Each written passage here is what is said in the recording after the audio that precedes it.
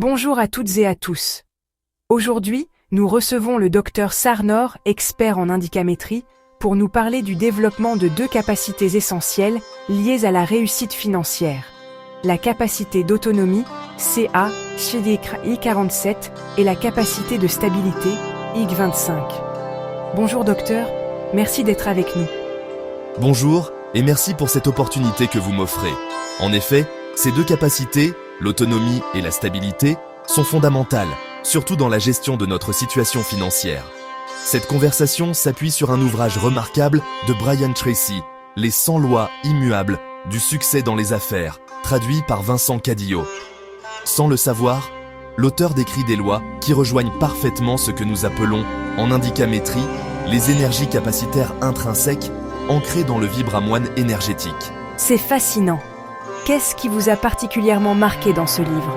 Ce qui m'a profondément touché, c'est la similitude entre les lois universelles du succès et les principes de la vitesse de la pensée intégrative énergétique de l'indicamétrie.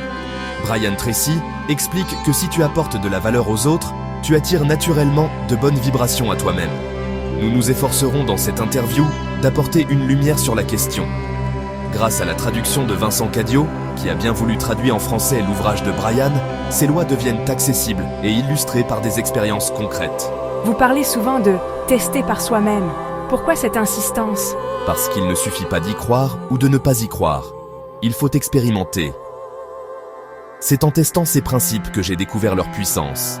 Je me suis rendu compte à un moment que j'ai moi-même appliqué ces lois inconsciemment au début. Puis, je m'y suis mis de manière consciente pour éprouver les résultats et leur véracité. Et les résultats ont été étonnants. Docteur, vous évoquez les lois de l'argent. Qu'entendez-vous par là ? Oui, l'autonomie et la stabilité obéissent à l'utilisation et à la manifestation de certaines énergies capacitaires universelles. Je dirais que l'argent obéit à des lois énergies universelles. On distingue trois grandes classes d'énergie en indicamétrie. Les énergies de signes négatifs, de signes positifs et les neutres. Ces énergies se manifestent de plusieurs manières, par la pensée, la parole et les actions. Ces trois éléments produisent des effets sur notre vie.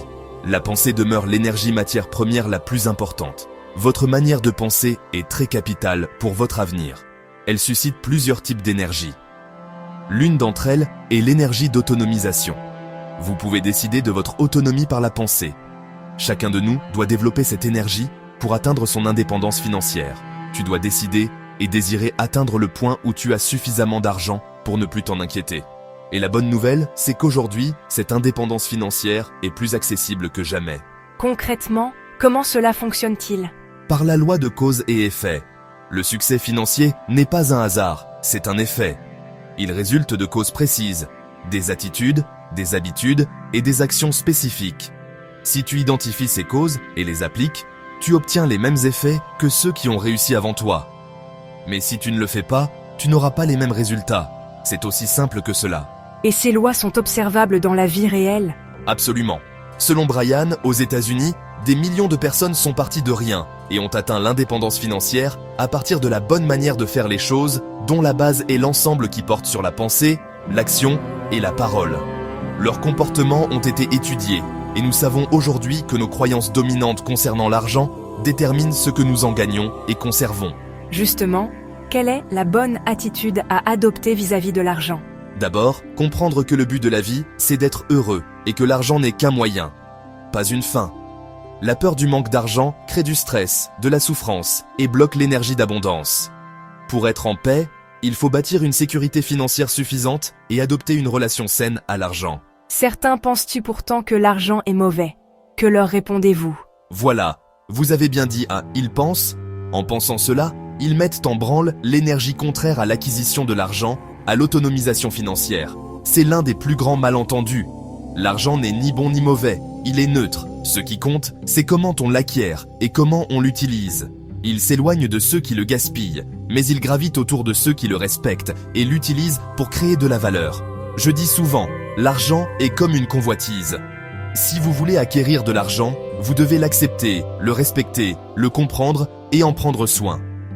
Certaines personnes y arrivent inconsciemment.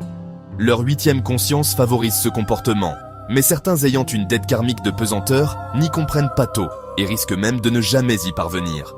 Il faut que ces dernières arrivent à développer certaines capacités pour comprendre les lois de l'argent.